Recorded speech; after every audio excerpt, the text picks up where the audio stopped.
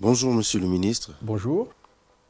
Monsieur le ministre, samedi, des milliers de Congolais étaient dans les rues pour soutenir la tenue du référendum du 25 octobre.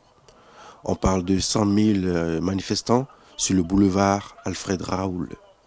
Sur votre compte Twitter, vous parlez d'un succès historique. En quoi ce meeting est-il fondamentalement historique pour la majorité présidentielle? Bon, d'abord, il y a une référence historique qui est connue de tous les Congolais, qui s'appelle le meeting de l'Alliance URD-PCT de novembre 92 au même endroit, c'est-à-dire sur le boulevard Alfred Raoul, et qui est considéré par l'opinion collective comme le plus grand meeting de l'histoire du Congo, à l'époque. Et là, nous avons eu un meeting qui, de mon point de vue, a surclassé celui-là, parce que pour ceux qui connaissent Brazzaville, les gens étaient depuis presque le rond-point de Mongali, en passant par le fameux boulevard Alfred Raoul, jusqu'à Nganga-Édouard, le collège, l'esplanade de Massamba-Débat. Donc imaginez cette foule et cette marée humaine. Donc aujourd'hui, on peut considérer que le rassemblement du 10 octobre sur le boulevard Alfred Raoul a été historique. Dans les discussions sur les réseaux sociaux, ce genre d'observation revient. Je cite. Comparée à celle de l'opposition organisée le 27 septembre, cette manifestation n'a rien de spontané, puisque la mouvance a mobilisé dans les quartiers de Brazzaville à coups de billets de banque. Quel commentaire en faites-vous? Que voulez-vous que je donne comme commentaire à des gens qui ne sont pas fair-play? Je crois que vous avez suivi le meeting de l'opposition, qui incontestablement a rassemblé plusieurs milliers de nos compatriotes. Vous n'avez pas entendu qui que ce soit du côté de la majorité présidentielle affirmer dans un sens ou dans un autre. Il y a un meeting, il faut constater une mobilisation, point. Ce meeting a d'ailleurs eu lieu dans la tranquillité et la paix, puisque les pouvoirs publics ont fait le nécessaire pour que les choses se déroulent ainsi. Deuxièmement, je dis bien deuxièmement, ce sont les mêmes qui parlent de non-spontanéité, qui déclarent depuis des mois, et notamment depuis l'annonce par le président de la République le 22 septembre, puis la date fixée du référendum par le Conseil des ministres du 5 octobre, qu'il y aurait une explosion de colère du peuple. Je crois qu'aujourd'hui, nous constatons que le peuple congolais est très mature, le peuple congolais va exprimer son opinion dans les urnes, et je crois que c'est très bien comme ça, parce que le peuple congolais aspire à la paix.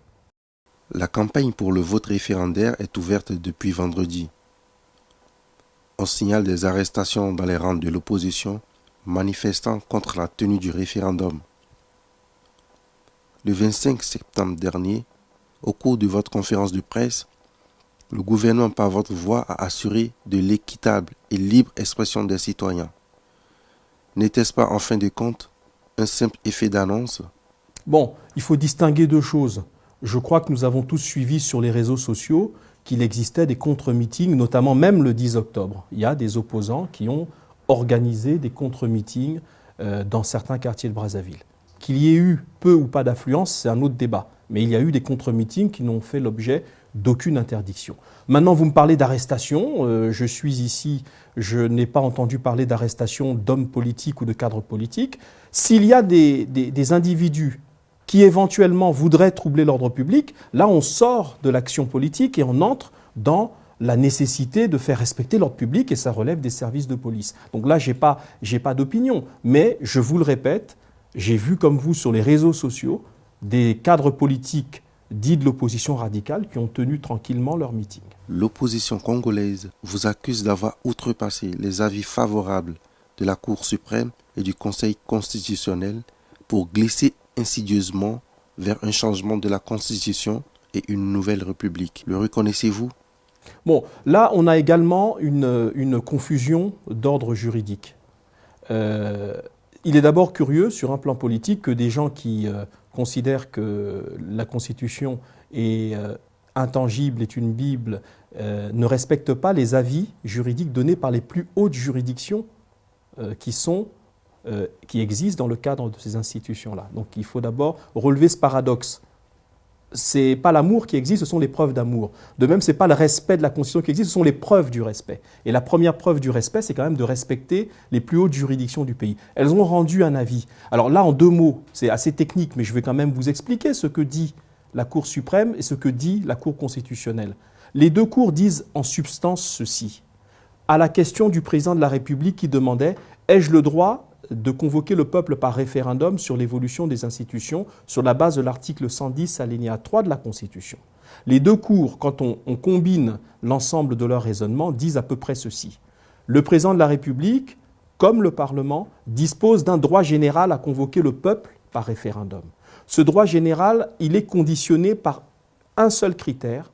Il faut que la question posée au peuple au cours du référendum soit une question d'intérêt national. Voilà ce que disent les deux cours. Alors je ne vois pas ce qu'il y a d'intérêt national plus important que l'organisation des pouvoirs publics et l'évolution des institutions. Donc nous sommes totalement dans le respect des avis de conformité qui ont été donnés par les deux cours. Que répondez-vous à ceux qui estiment que le président Sassou Nguesso est en train de trahir sa qualité d'homme d'État respecté et qu'il avait la possibilité de rentrer dans l'histoire du Congo par la grande porte? Il est déjà rentré dans l'histoire du Congo par la grande porte. Aujourd'hui, il est en train de léguer à nos populations des institutions viables qui vont permettre que des hommes politiques, peut-être un jour de moindre envergure que ce que lui a été, un peu comme en France De Gaulle vis-à-vis de ses successeurs, eh bien, donner des institutions solides.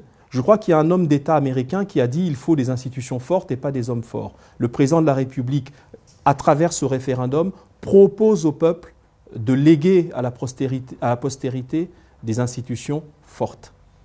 Monsieur le ministre, regardez droit dans cette caméra et dites votre message à l'endroit de tous les Congolais et de ceux de la diaspora avant le 25 octobre.